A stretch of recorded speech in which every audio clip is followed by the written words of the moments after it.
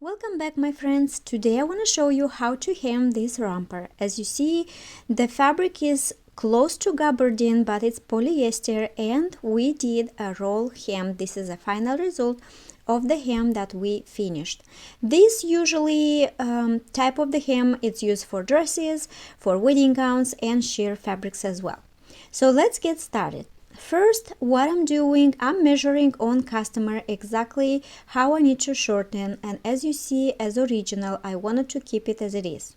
I measure 3.5 inches, that's how much I need to shorten it, with the ruler, and I mark all the way front and back. That way it will be easier for us to actually hem it all around. When we start hemming the pants or the dress, always start from the seam line. And I'm gonna sew a top stitch a little over the 1/4. I'm gonna fold it and start sewing. After you place the fabric under the foot, try to fold and pull a little bit the fabric, not too much. And then do the stitch like 1/8 of the inch.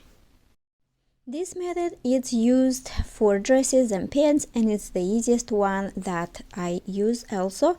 And at the same time, you can practice on pieces of fabric. If you are a beginner, don't be afraid, just try and practice and all will be perfect.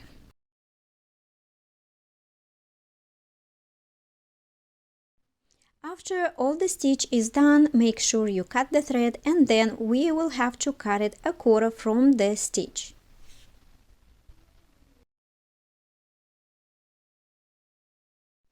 If you are a beginner, you can start sewing on the wrong side. Just fold the hem and then you can top stitch following the stitch from inside.